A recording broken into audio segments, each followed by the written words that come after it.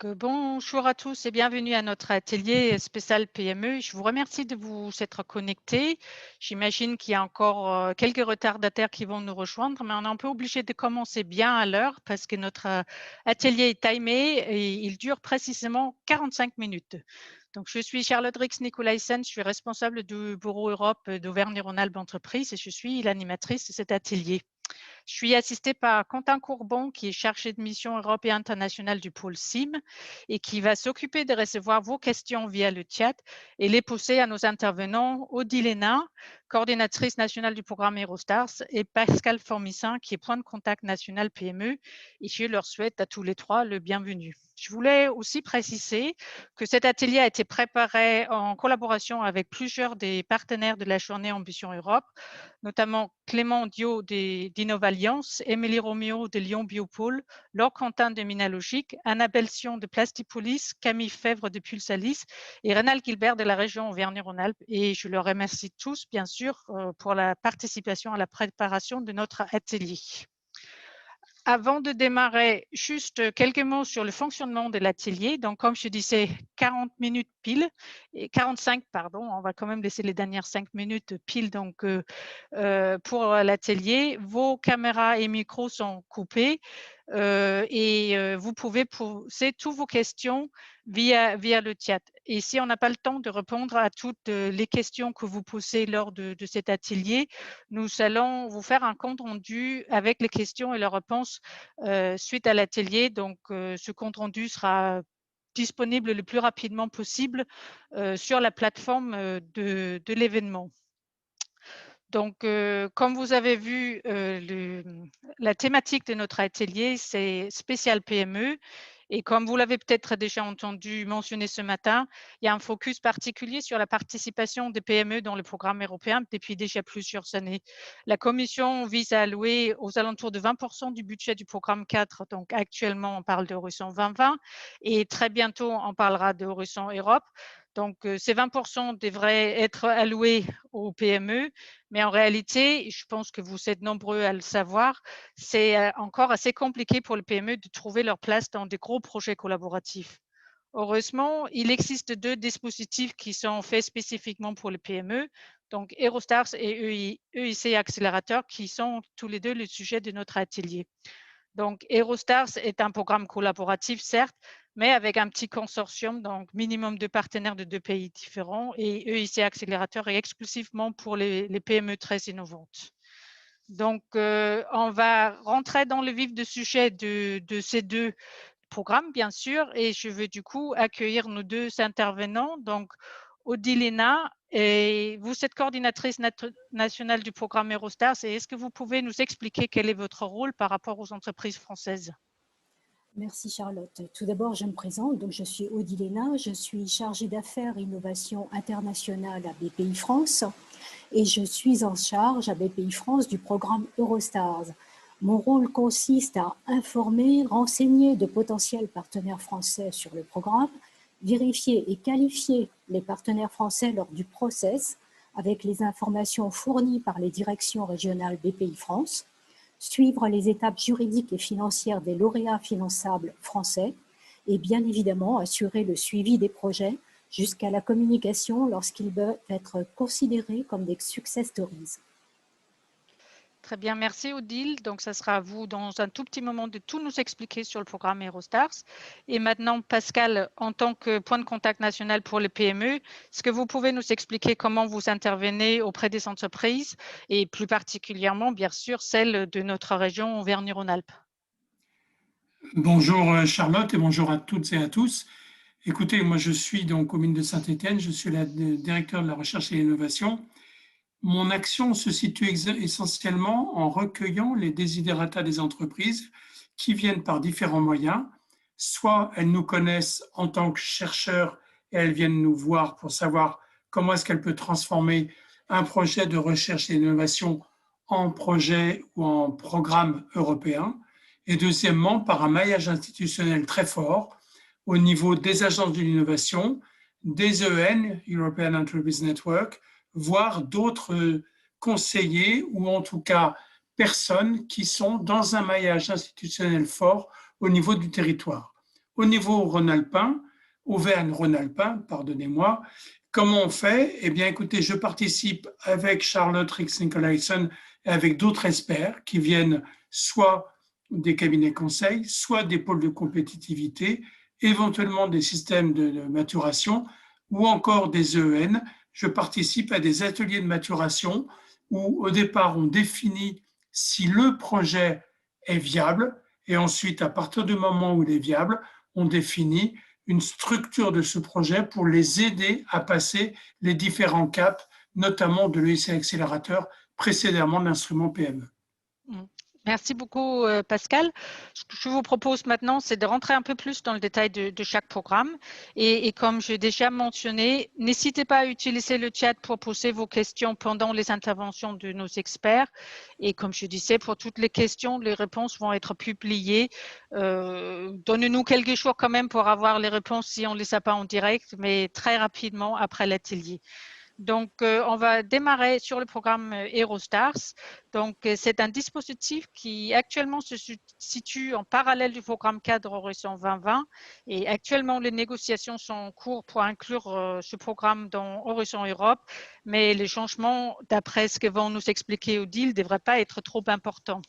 Alors, Odile, pouvez-vous nous expliquer les grandes lignes du programme Eurostars, s'il vous plaît? Alors, Eurostars est une initiative d'Eureka, c'est un réseau de 45 pays, dont 36 d'entre eux, que vous voyez sur la slide qui est actuellement à l'écran, ont décidé d'y consacrer un financement national à hauteur de 75% avec la Commission européenne à hauteur de 25%. Et ce programme est destiné à soutenir les PME innovantes, réalisant de forts investissements en R&D, impliqués dans des projets collaboratifs, pan-européens, bottom-up et proches du marché. Ces projets qui sont soumis dans les calls Eurostars peuvent être toutes thématiques, mais ils doivent correspondre à des produits, procédés ou services d'une durée maximale de 3 ans et atteindre leur marché 2 ans après la fin de ceux-ci. Bien sûr, les projets biotech ont leur spécificité car ils doivent permettre les premiers essais cliniques 2 ans après la fin du projet. Très bien. Est-ce que vous pouvez nous faire le portrait robot d'un projet Eurostars? Bien sûr. Donc, afin d'être déclaré éligible, un projet Eurostars doit répondre à ces critères très stricts. Tout d'abord, ce sont des PME R&D qui sont leaders main des projets. La définition de R&D PME est celle un peu élargie de la Commission européenne, c'est-à-dire moins de 250 employés, 10% de leur chiffre d'affaires ou de leurs employés, mais un petit peu moins pour nous. Et cette PME leader doit être issue d'un pays Eurostars, comme je vous l'ai dit, 36 pays. Il faut dans le consortium au moins 2 partenaires, chacun issu d'un pays Eurostars. On peut faire du franco-luxembourgeois, du franco-espagnol, du franco-coréen, du franco-canadien, enfin, c'est très large.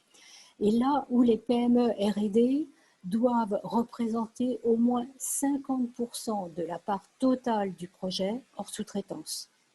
Il s'agit dans Eurostars de projets collaboratifs, ce qui veut dire qu'un pays ou un partenaire ne doit pas représenter plus de 75% de la part totale d'un projet. Et comme je vous le disais, une durée de R&D de 3 ans maximum, 2 ans pour mise sur le marché, sauf projet biotech, 2 ans avant les premiers essais cliniques. Alors, on a entendu ce matin parler un petit peu de l'évaluation du projet, qu'il n'est pas nécessaire d'avoir quelqu'un en permanence à Bruxelles pour faire du lobbying auprès de la Commission pour que le projet passe. Est-ce que vous pouvez nous expliquer le processus d'évaluation d'un projet Eurostars? Alors, ce processus c'est la slide suivante, ce processus a été validé par les 36 pays, c'est le même qui est utilisé à chaque fois. Et en effet, il part de l'application form qui a été remplie en ligne et il s'agit d'un document en anglais qui est commun à tous les partenaires. Donc, c'est un seul document pour tout le monde. Cette application form est composée de questions avec des boxes à caractère limité pour les réponses. Et elle se décompose en plusieurs chapitres et doit permettre au consortium de présenter leur projet dans toutes leurs composantes. Il est prévu dans le process Eurostars que 3 experts technico-économiques non membres des pays participant au projet les notent sous 3 aspects, tous aussi importants l'un que l'autre. Tout d'abord, la qualité du consortium. Les partenaires sont-ils solides? Ont-ils les compétences pour faire ce qu'ils indiquent? Ont-ils bien évalué toutes les composantes de leur projet? Le niveau d'innovation. Il est considéré qu'un Eurostars doit correspondre à un TRL 4-5, ce qui correspond à une très bonne qualité d'innovation. Le marché, dernier point, quelle est la connaissance par le consortium de la concurrence du marché? Les partenaires ont-ils prévu tous les aspects, notamment juridiques et commerciaux, propriété, partage des résultats de leurs travaux? Tous ces points doivent être clairement expliqués dans le document soumis, l'application form, car vous n'aurez pas la possibilité de répondre à d'éventuelles questions. Très bien. Donc, ce que vous avez dit en introduction, Odile, sur les 75% du budget qui vient de la part des différents pays qui sont membres du consortium Eurostars et les 25% de la Commission européenne, ça laisse entendre que le processus de financement du programme Eurostars est assez différent par rapport à un projet européen du programme Horizon 2020. Est-ce que vous pouvez nous expliquer comment ça se passe? Alors en effet, il y a 75% qui sont pris en charge par les financeurs publics, les 36 pays d'Eurostars, qui ont tous des règles de financement national. Donc bien évidemment, on trouve sur le site Eurostars toutes les informations, y compris les coordonnées de chacun des bureaux Eurostars, notamment les miennes pour la France, et on peut nous contacter directement pour valider quelles sont les règles par partenaire national. Par exemple, l'Allemagne demande un dossier complet, l'Espagne aussi. Donc en effet, que vous soyez ou pas lauréat finançable, vous devrez faire un dossier. En France, nous ne le demandons pas, mais par contre, nous rappelons bien évidemment la règle des fonds propres pour Eurostars, et bien évidemment le point très important, c'est que tout le monde va financer en subvention, selon les pourcentages indiqués pour la France dans ce slide. Très bien. Et en termes de calendrier et candidature, est-ce que vous pouvez nous donner quelques détails? Alors, ce process, comme je vous l'ai dit, est commun aux 36 pays et il doit aboutir à une date commune de liste de lauréats finançables. Donc, 3 experts ont noté le projet, dans le même temps que les financeurs nationaux, BPI France pour la France, ont validé la capacité financière et managériale des partenaires à la réalisation du projet. Pour BPI France, cela veut dire que les chargés d'affaires régionaux me donnent leur avis sur ces 2 aspects. La société a-t-elle les fonds nécessaires pour participer au projet? La société ou le partenaire, mais quand il s'agit d'un académique, il n'y a pas de souci. Et je rappelle la règle des fonds propres, bien sûr. Et est-ce que vos équipes ont la compétence et les capacités de participer à ce projet? Êtes-vous déjà impliqué dans de nombreux ou trop nombreux projets? Sur confirmation de ces avis et l'évaluation des experts, une commission, l'AIP, va classer les projets selon les informations pour donner une ranking list de projets au-dessus d'un seuil de qualité. Pour être plus précis sur le calendrier, par rapport au call qui s'est tenu le 3 septembre dernier, les participants recevront vers le 18-20 novembre le classement de leur projet et sauront au plus tard mi-décembre s'ils seront financés. Bien sûr, ils peuvent se rapprocher de moi lorsqu'ils veulent des informations sur les notes, sur le déroulé au fur et à mesure. Ensuite, bien évidemment, toutes les étapes sont nationales et se font directement avec moi et les chargés d'affaires BPI France. Donc, ça paraît quand même assez rapide entre le moment où le dossier est soumis et le moment où l'entreprise peut commencer son projet avec les partenaires, ce qui fait aussi un grand intérêt pour ce programme. Et je sais que les entreprises françaises sont assez performantes dans ce programme et notamment, nous en avons plusieurs lauréats dans la région, dont notamment Acoufen. Donc, pour ceux qui étaient là ce matin, vous avez pu voir la vidéo d'Acoufen qui a gagné un projet Eurostars il y a quelques années. Est-ce que vous pouvez nous en dire un petit peu plus, Odile? Alors, déjà, vous donner un petit peu quelques statistiques qui ont été établies et depuis le départ. Et je dois avouer qu'on est toujours resté, on a même un petit peu augmenté ce taux de succès pour tous les pays.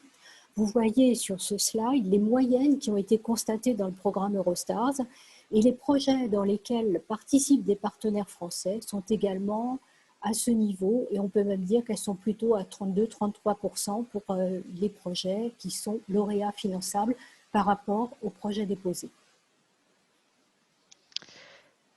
Très bien, merci beaucoup Odile. Je vous laisse finir. Alors, déjà pour dire que la prochaine date Eurostars est confirmée le 4 février 2021, je le sais depuis ce matin, et le Très site bien. Eurostars est mis à jour. On peut déjà s'enregistrer, c'est bon, tout est fait, c'est super, on est très contents.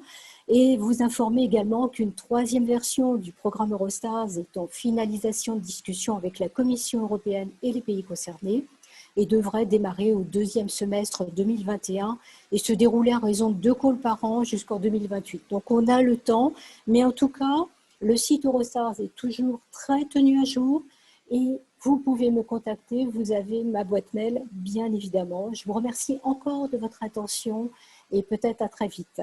Au revoir.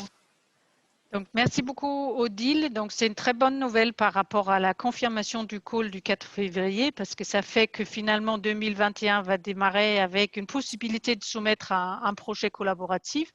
Et maintenant, Quentin, est-ce qu'il y a des questions qui sont arrivées pour Odile?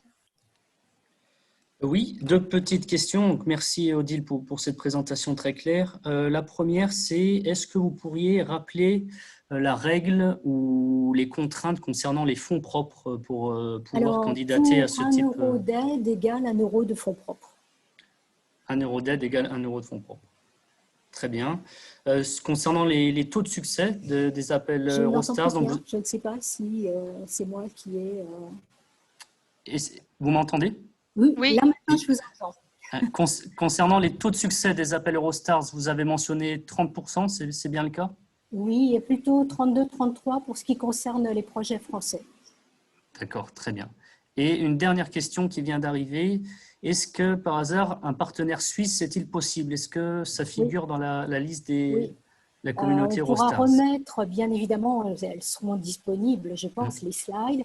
Et on peut aller sur le site Eurostars, on trouvera les coordonnées de mes collègues en Suisse qui sont très dynamiques. Et je dois avouer que la Suisse est un partenaire avec lequel nous avons environ un quart de nos projets.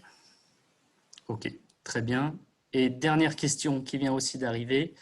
Les modalités de financement pour les PME, est-ce qu'on est plus sur de la subvention ou sur des avances remboursables? On est totalement sur de la subvention. Totalement. Allez, très bien, super. On avait juste un participant qui n'arrivait pas à voir les slides défiler. Je pense que c'est un problème isolé, mais si par hasard d'autres participants étaient dans le même cas, n'hésitez pas à le mentionner. Est-ce que Eurostars sera dans Horizon Europe ou à part? Oui, ce sera la troisième version d'Eurostars dont je parlais et on espère le premier call septembre 2021. Septembre 2021, c'est noté. Jusqu'en 2028, donc pas de souci. 2 calls par an. Très bien. Je vous remercie Odile, c'est tout pour les questions. Merci Quentin.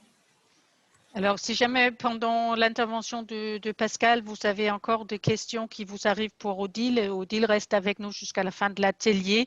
Donc, si on a le temps tout à la fin, il pourrait y avoir encore quelques questions qui pourront être transmises à Odile. Et sinon, on lui transmettra par la suite et vous aurez votre réponse. Donc, merci beaucoup Odile pour ces informations très claires sur le programme Eurostars. Je vous propose maintenant de passer au programme EIC. Donc, avant, comme disait Pascal dans son introduction, c'était le programme SME Instrument, donc qui a débuté en 2014. Et puis, ce programme a subi quelques changements. Et là, on va encore partir sur des nouvelles facettes de ce programme, donc qui s'appelle maintenant EIC Accelerator et qui fait partie de l'EIC. Donc, Pascal va tout nous expliquer. Donc, en partant, Pascal, de Horizon Europe, qui nous a été présenté ce matin par M. Ambrosevich de la Commission européenne, est-ce que vous pouvez nous donner le contour du programme EIC et expliquer les 3 dispositifs dans ce programme? Absolument. Alors d'abord, je voudrais simplement rappeler qu'Horizon Europe est une évolution, mais ce n'est pas une révolution. Pour être très clair, la structuration que vous voyez sur le slide, en fait, par rapport à ce qui existe aujourd'hui sur Horizon 2020, vous avez l'inversion des 2 piliers, le pilier 2 et le pilier 3. Et on parle aujourd'hui d'Open Innovation. Et en fait, par rapport à Horizon 2020, qu'est-ce qui a changé? Ça a été dit ce matin, c'est que l'Europe n'arrive pas à finaliser les percées scientifiques et les vraies innovation sur un point de vue industriel et commercial. Ça veut donc dire qu'on va mettre l'accent sur l'innovation. Odile en a parlé, tout le monde en a parlé, mais la vraie révolution, c'est qu'on va insérer l'innovation le plus possible dans Horizon Europe, et notamment dans l'EIC, qui est la grande nouveauté d'Horizon Europe, le European Innovation Council, le Conseil européen de l'innovation, a déterminé une innovation ouverte et surtout une innovation de rupture. Hormis on va revenir un petit peu avant, Charlotte, Oui, pardon. Hormis sur le pilier 1 et les défis globaux, qui sont en fait les 6 clusters, les défis d'innovation vont concerner le pilier 3, avec notamment le Conseil européen de l'innovation et les écosystèmes de l'innovation. Donc ça, c'est quelque chose de très important et on va s'y attacher. On va passer allègrement sur le slide suivant, puisque c'est un exemple de cluster. Maintenant, sur le Conseil européen de l'innovation, qu'est-ce que c'est? La Commission va soutenir les innovations à caractère révolutionnaire et perturbateur. Alors on va me dire, ça y est, un rebelle arrive. Non, ce caractère révolutionnaire et perturbateur, c'est qu'il va falloir des innovations de rupture qui soient créatrices de marchés de demain. Si on regarde un peu les GAFAM aujourd'hui, ces GAFAM ont réussi à créer des marchés à partir d'innovations dites de rupture ou en tout cas à un changement de mode de consommation. Donc, le Conseil européen d'innovation va pousser ces innovations de rupture pour mobiliser des financements privés et développer des entreprises qui pourront prendre donc des leaderships sur le marché européen dans un premier temps, puis sur le marché mondial dans un deuxième temps. Ces innovations, elles vont être bien sûr liées à une prise de risque, à une agilité et à une gestion proactive et un suivi qui soit tout à fait performant. Et dans ce Conseil européen de l'innovation, qui était en phase pilote 2018-2020, mais j'y reviendrai, nous avons deux grands instruments. Le premier, c'est le Pathfinder ou l'éclaireur. Ce sont des subventions qui sont liées à une première technologie ou pré-commerciale. Et le deuxième, ce sur le quoi on se centralise aujourd'hui, c'est l'accélérateur. L'EIC accélérateur, c'est soit des subventions, soit ce qu'on appelle l'equity, une prise de participation, et qui va du pré-commercial jusqu'à la montée en puissance et au marché. C'est ça le Conseil européen de l'innovation. Il s'appuie sur les leçons acquises d'Horizon 2020. Et si on prend le slide suivant, on voit bien que l'EIC pilote, c'était quoi? C'était le regroupement de 4 instruments. L'instrument PME, le Fast Track to Innovation, qui va disparaître du programme Horizon Europe, ce qu'on appelle le FET Open Research, ça a été dit ce matin, mais pas suffisamment, et Horizon Prices. Ces 4 instruments ont été regroupés dans l'EIC pilote. Pourquoi un EIC pilote? Tout simplement parce que Horizon 2020 a vécu pour l'instrument PME 3 changements successifs. De 2014 à 2017, il y avait un instrument PME phase 1 et un instrument PME phase 2. Puis de 2017 à 2018, il y a eu l'instrument PME phase 1 qui a été poursuivi, puis l'instrument phase 2 pour lequel on a rajouté au dossier écrit une phase d'interview. Et la 3e phase, c'était 2018-2020, au cours de laquelle on a supprimé la phase 1 de l'instrument PME et on a remplacé la phase 2 de l'instrument PME par l'accélérateur pilote qui regroupait ces 4 instruments et pour lequel il y avait toujours un dossier écrit plus des interviews. Sur le slide suivant, on voit bien que l'ensemble du processus de sélection a été totalement modifié pour Horizon Europe, mais nous en reparlerons un petit peu plus tard. Justement, Pascal, étant donné que c'est ce dispositif EIC accélérateur qui nous intéresse plus particulièrement, et je suis sûre toutes les personnes qui sont connectées avec nous, est-ce que vous pouvez décrire un peu plus dans le détail son fonctionnement? Bien entendu, comme je le disais précédemment, sur un EIC pilote ou sur un instrument PME phase 2, le processus était très simple. On rédigeait un dossier de 30 pages, plus ce qu'on appelait les sections 4 et 5 qui parlaient de l'entreprise, puis on soumettait ça à un panel d'experts. Il y avait 4 experts qui donnaient une note, il y avait un ranking dans lequel on supprimait la note la plus basse et la note la plus haute. Donc ça voulait dire que si nous n'avions pas 14 sur 15, avec les 3 critères qui ont été précisés par Odile sur l'excellence, sur l'impact, puis sur l'implémentation, si nous n'avions pas 14 sur 15, il était quasiment illusoire de pouvoir être soit dans un ranking, soit interviewé. L'interview est venue conforter l'idée qu'une société pouvait défendre son projet par une intervention et des auditions à Bruxelles sur le processus qui va maintenant avoir lieu à partir de 2021 dans Horizon Europe. Il s'agit d'un schéma en 4 étapes. Qu'est-ce qui va changer? Première chose, on va avoir en étape 1 un préfiltre qui va permettre de déposer des dossiers de 4 à 5 pages où on aura un processus de sélection avec 2 experts, peut-être 3, c'est l'aménagement qui est en discussion aujourd'hui, et les 2 experts donneront l'avis. Soit 2 go, on passe à l'étape 2, soit 2 no-go, on est sorti du système, soit un go, un no-go. À ce moment-là, il faudra 2 nouvelles consultations d'experts. Il s'agit donc d'une étape qui est rapide, mais qui est une véritable présélection des dossiers. Alors, on peut représenter un dossier. Les redépôts, ce seront maximum 1 par an et par entreprise, ce qui diffère totalement de ce qui existait aujourd'hui, et que s'il y a 2 échecs consécutifs, il faudra une période de cool-down de 2 ans. C'était le schéma initial. Aujourd'hui, les aménagements portent sur une période de cool-down, donc de dormance, de 1 an. Sur la deuxième étape, c'est un accompagnement pour déposer le dossier complet via des cabinets conseils, via les outils d'intelligence artificielle. Et soit on a un fast-track avec une porte d'entrée pour des projets Pathfinder ou ERC, soit on a un plugin qui est une porte d'entrée pour les projets issus de dispositifs nationaux labellisés. Ces 2 portes d'entrée sont importantes parce que ça veut dire que la Commission veut pousser des projets qui viennent de dispositifs nationaux.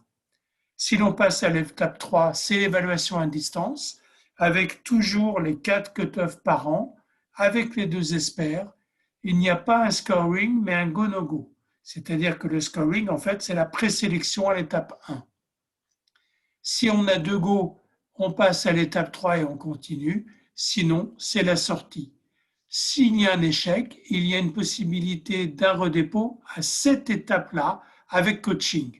S'il y a 3 échecs consécutifs, il faut une période de cool-down de 1 an. Et enfin, l'étape 4, c'est l'entretien qui existe aujourd'hui avec 10 minutes de pitch, plus une session de questions et de réponses, et essentiellement portant sur les aspects financiers par un jury au niveau de la Commission européenne. Donc vous voyez, si je résume très rapidement, parce que le temps tourne très vite, que ce schéma en 4 étapes complexifie les modalités de soumission en introduisant des semi-étapes et une grosse étape de présélection. J'espère avoir été clair, Charlotte.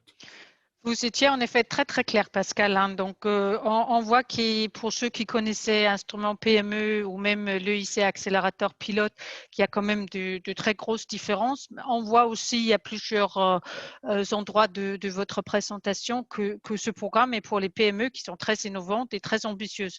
Mais est-ce que vous pouvez nous dire un petit peu plus sur le profil d'une PME qui réussit à faire financer son projet par l'EIC ?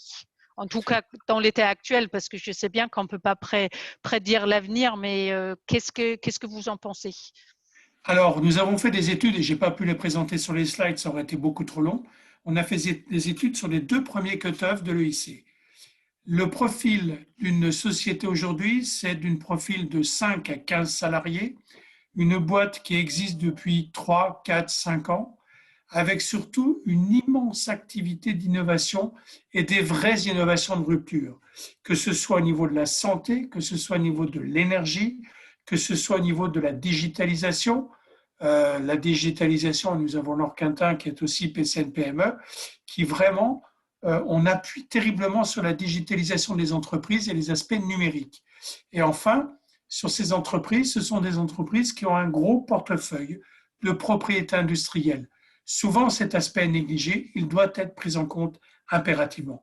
Et enfin, je ne rappellerai pas que naturellement, ce sont des PME qui font de la recherche et de l'innovation, tous les dossiers sont montés en anglais et que l'innovation, c'est ce qui va être le corps du projet, le corps CORPS, mais aussi CORE. Rien ne sera possible si vous n'avez pas une vraie et une réelle innovation. Très bien. Donc, j'espère que parmi les participants à l'atelier, il y en a plusieurs qui se reconnaissent dans cette description-là. En tout cas, on est tous là entre les pôles de compétitivité, l'agence et les points de contact nationaux. Bien sûr, on est tous là pour vous aider à savoir si oui ou non vous êtes conforme à cette description. Et puis, des fois, on n'est pas conforme, mais on peut quand même réussir. Donc, comme on a déjà dit, le nouveau programme est assez différent par rapport à ce qu'on a connu jusque-là. Donc, pouvez-vous rentrer un peu dans le détail des aménagements? Oui, alors toujours en discussion, 2 ou 3 experts, ce n'est pas encore défini. 4-5 pages, c'est quasiment acquis, le cool-down de 12 mois. Sur l'étape 2, alors par rapport à la différence de ce qui était présenté aujourd'hui, puisque la plupart des cabinets conseils, en tout cas ceux avec lesquels nous travaillons, en Auvergne-Rhône-Alpes en particulier, la présentation était importante. Aujourd'hui, la présentation et l'infographie vont un peu baisser le pied par rapport à l'état de l'art et surtout au degré d'innovation atteint. Alors, on a beaucoup entendu parler d'échelle TRL. Aujourd'hui, vous savez que les outils d'intelligence artificielle précisent des sociétés, c'est-à-dire rankent les sociétés selon un indice TRL, Technology Readiness Level, mais également MRL, Management Readiness Level. C'est-à-dire qu'il faut pouvoir manager cette innovation, la développer à partir d'un système qui construise parfaitement l'innovation et qui définisse dans quelle mesure cette innovation, avec un business model cohérent, va pouvoir émerger sur le marché. C'est la raison pour laquelle j'ai précisé coaching et outils d'IA, puisque c'est ça qui va arriver. Il y a une shortlist sur des outils d'IA qui sont au niveau de la commission en train d'être signés. Sur l'étape 3, c'est la proposition complète. Il est question de diminuer un peu cette proposition. Je ne suis pas sûr que ça soit retenu, mais en tout cas, c'est aussi une des doléances qui remonte des différents États-nations. Ensuite, les projets issus d'un programme national qui pourraient aller directement à l'audition, c'est aussi en pourparlers. Et enfin, l'étape 4, il faut préciser 2 points extrêmement importants. Les CEO femmes seront favorisées systématiquement pour arriver à un quota d'au moins 25%. Et les pays qui sont sous-représentés ou qui étaient sous-représentés dans les précédents dépôts sur l'instrument PME ou sur le IC pilote seront réévalués. Ça veut donc dire que les grands pays vont souffrir d'une baisse du nombre de leurs dossiers qui seront sélectionnés. Puis enfin, un silo of excellence permettrait probablement un financement national ou régional. Mais ça, c'est encore une directive qui est au niveau national et qui n'est pas encore votée. Très bien. Donc, avec un favoritisme auprès des pays sous-représentés, ça ne promet pas forcément de beaux jours pour la France. On va quand même encourager toutes les entreprises à tenter leur chance et essayer de déposer leur dossier. En région Auvergne-Rhône-Alpes, nous avons quand même jusqu'à là plusieurs entreprises qui sont lauréates de l'EIC Accélérateur. Est-ce que vous pourriez, pour finir, nous donner quelques chiffres? Bien sûr.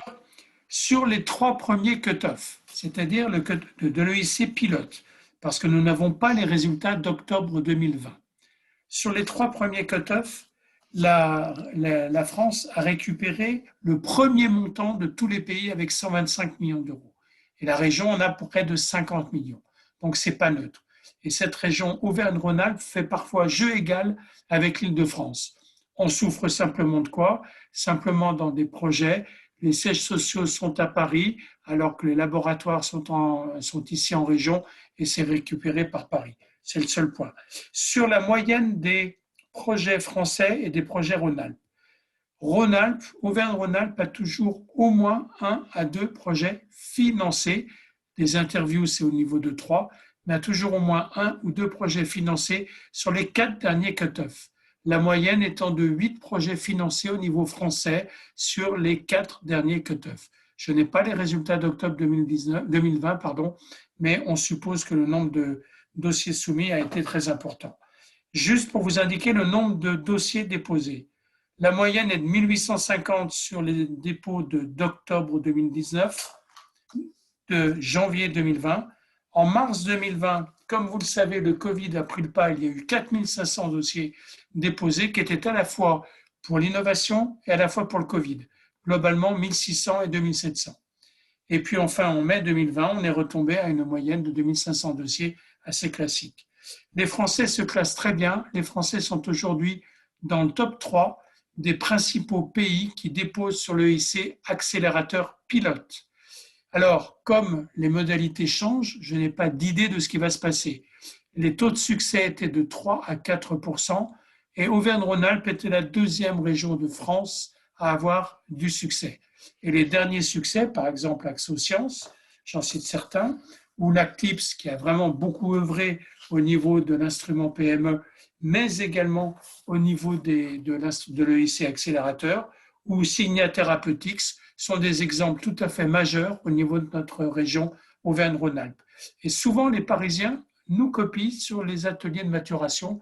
Je tenais à le dire parce que c'est une initiative Auvergne-Rhône-Alpes qui a fait beaucoup d'émules, qui date de maintenant plusieurs années. Et je crois que Charlotte, vous pourriez en parler 1 ou 2 minutes. Tout à fait. D'abord, je vous pose quand même de laisser temps à quelques questions du public et puis après, je ferai une petite conclusion sur les services que vous pouvez trouver en région. Et juste pour terminer, avant les questions, Pascal, je crois qu'on n'a pas encore d'idée précise sur le calendrier pour 2021. Oh, c'est la question éternelle. Ils ont 3 mois de retard et donc on n'en sait rien. J'ai pourtant des contacts avec des gens qui connaissent très très bien les choses là-haut. Écoutez, ils estiment qu'ils ont 3 mois de retard aujourd'hui, c'est évidemment pas publié, et que le premier cut-off, s'il arrive en mars, on sera déjà bien content. Donc je suis incapable de vous répondre à cette question et je voudrais profiter de l'occasion pour dire que tous les work programs, tout ce qui est publié aujourd'hui, ce n'est que du provisoire tant que ce n'est pas acté et voté. C'est une précaution oratoire qui me semble absolument nécessaire. Odile l'a rappelé au niveau de l'Eurostar également et ce matin également. Très bien, merci Pascal. Quentin, est-ce que tu as des questions pour Pascal qui sont arrivées de nos participants? Oui, quelques questions d'initiés pour commencer. Pascal, vous avez mentionné la disparition du programme FTI, Fast Track to Innovation. Qu'en est-il du programme FET, Technologie Future et Émergente, qui a pour le moment été déplacé sous l'EIC? FET Open Research, parce que vous avez plusieurs types de FET. FET Open Research est associé maintenant à l'EIC. Donc, les gens qui font un FET Open seront associés dans ce cadre de l'EIC. Mais il va continuer à exister sous une forme un peu différente.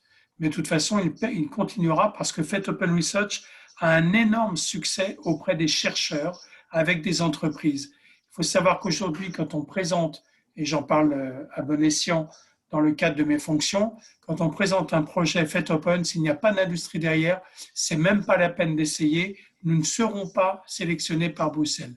Donc, ça veut dire que les entreprises trouvent aussi sur le FET Open Research une vraie sortie potentielle avec des très gros budgets. Ok, très bien, merci. Vous avez aussi mentionné le MRL. Est-ce que vous pouvez préciser cette demande par la Commission et notamment, est-ce que c'est la Commission qui proposera des outils à utiliser ou est-ce que ce sont les participants qui devront démontrer qu'ils utilisent des outils de ce type? L'échelle MRL est une échelle que j'avais proposée à plusieurs députés européens dans le cadre de ma mission PCN-PME en 2015 et en 2016. Ça n'a pas été retenu, mais c'est une échelle qui suscite l'intérêt. Pourquoi? Parce que c'est une échelle qui vous mentionne le degré de difficulté de management ou la maturité de management d'un projet. Et dans les outils d'intelligence artificielle que vous voyez sur le marché aujourd'hui pour déterminer le bien fondé de votre projet et surtout le rattachement à une ligne directrice de programme ou d'instrument, vous voyez apparaître deux axes. En abscisse, vous avez le TRL et en ordonnée, le MRL. Ce qui vous fait une sorte de cône dans lequel vous regardez si votre projet est bien dans le scope et s'il est technologiquement réalisable et management réalisable. C'est ça ce que ça voulait dire. Ce n'est pas un outil qui est proposé par la Commission, c'est un outil qui est proposé surtout par les différents instituts qui cherchent à faire de l'intelligence artificielle sur la sélection des projets européens calés sur des mots-clés issus des résultats de l'innovation de laboratoires ou d'entreprises. Ok, très bien. Plusieurs questions sur le financement que je vais essayer de regrouper en une seule. Est-ce qu'on pourra toujours demander de la subvention uniquement ou est-ce que les projets en equity par la Commission seront privilégiés? Est-ce qu'un financement peut être articulé avec un autre financement privé? Alors, concernant l'equity, la plupart des projets sur les 3 premiers cut-off, c'était essentiellement de l'equity, mais la grant, les dossiers, il y avait 7 dossiers français par exemple en octobre et 7 en janvier, c'était 6 equity et une subvention. C'est pour vous donner un ordre de grandeur. L'equity pouvant aller jusqu'à 15 millions d'euros, je le rappelle. Et cette equity, c'est 80% d'obligations convertibles à minima. Obligations convertibles qui ne donnent que 25% des droits de vote et qui sont rachetables au bout de 10 ans, parce que la Commission ne va pas garder ça très longtemps. Il n'est pas question de supprimer, à ma connaissance aujourd'hui, les subventions. Simplement, elles auront une portion extrêmement congrue et il faut compter là-dessus. L'EIC qui est paru, le draft de l'EIC qui est paru ne mentionne pas grand-chose là-dessus. C'est encore en discussion. Les questions financières, comme vous le savez, font l'objet d'âpres débats en ce moment. Concernant la deuxième partie, excusez-moi, je voudrais être sûr de m'en rappeler. Sur les financements privés. Alors, les financements privés, souvent, aujourd'hui, dans les stats que j'ai faites, les sociétés d'une dizaine de personnes ont généralement procédé à une levée de fonds. Cette levée de fonds permettant à la fois de crédibiliser le projet, mais surtout d'avoir une base financière sur laquelle la Commission peut vraiment avoir un effet de launch, comme on dit. C'est-à-dire qu'une levée de fonds crédibilise votre projet, vous apporte 2 ou 3 millions d'euros, et la Commission européenne peut dire « tiens, c'est intéressant et je peux à nouveau miser dessus ». Simplement, là, ce qu'on appelle le phénomène de non-bancabilité est une question très, très complexe sur laquelle moi, je ne veux pas trop m'engager. Simplement, quand vous n'avez pas d'investisseur qui veut s'engager auprès de vous et si vous êtes vraiment hyper disruptif, là, la Commission va regarder avec beaucoup d'intérêt votre dossier. Ok, super. Merci beaucoup, Pascal. J'espère avoir été complet. Oui, parfait. Il y a encore quelques questions, mais comme il nous reste 2 minutes, je vous propose de passer à la conclusion et puis on y répondra par écrit ultérieurement. Tout à fait, très bien. Charlotte, je te relaisse la parole. Oui, très bien, Quentin, merci beaucoup. Donc, en effet, on tâchera à répondre au plus vite à toutes les questions. On mettra tout ça sur la plateforme avec aussi les slides que vous allez voir très rapidement ici sur le soutien en région. Donc, vous savez, comme vous avez pu le comprendre, plusieurs possibilités pour vous faire accompagner dans vos projets. Donc, entre Auvergne-Rhône-Alpes Entreprises et les pôles de compétitivité régionaux, il y a un grand nombre de services que vous pouvez venir chercher auprès de nous, donc que ce soit l'accompagnement de vos projets, la recherche du bon appel à projet, si je n'ai pas UXC Accelerator ou Eurostar, ça peut être un autre appel à projet, de la relecture de projets et aussi l'accès au dispositif Ambition Région Internationale, participer à un projet européen qui vous permet en effet de financer l'intervention d'un cabinet de consultants pour monter votre projet. Donc, c'est un dispositif qui est financé par la région Auvergne-Rhône-Alpes et qui permet entre 4 et 14 jours d'accompagnement par un cabinet avec une prise en charge sous forme de subvention. Donc, toutes ces informations vont être mises sur la plateforme donc, suite à l'atelier. Et donc, je vous invite à contacter. Donc, vous avez ici le contact de tous les participants à l'organisation de cet atelier. Donc, en premier, Odile et Pascal, mais aussi les pôles de compétitivité qui ont participé à l'organisation ainsi que la région. Et on est tous à votre disposition pour vous aider à creuser vos projets, pour voir quel est le bon dispositif à visser et vous aider à aller vers la réussite, même si vous l'avez compris, la concurrence est dure, mais je pense qu'il y a un guichet pour tout le monde et on peut vraiment vous aider à trouver le bon guichet. Donc, je vous remercie tous pour votre participation. Et puis, je vous invite à vous connecter si vous avez encore un atelier sur la prochaine séance. Autrement, rendez-vous sur la plateforme pour regarder à la fois les replays, pour regarder aussi les présentations qui seront à votre disposition. Et puis, n'hésitez pas à nous contacter. Et encore, merci beaucoup à Odile et Pascal pour vos informations très claires et à tous les partenaires pour votre participation. Merci beaucoup et à très bientôt. Charlotte, je peux rajouter Oui. juste un mot. Allez-y, Pascal. Le résultat de l'EIC d'octobre auront lieu, les interviews ont lieu du 26 novembre au 4 décembre, officiel. C'est tout. Très bien. Très bien. Merci beaucoup, Pascal, et bon après-midi à tous. Bon après-midi. Au revoir. Au revoir.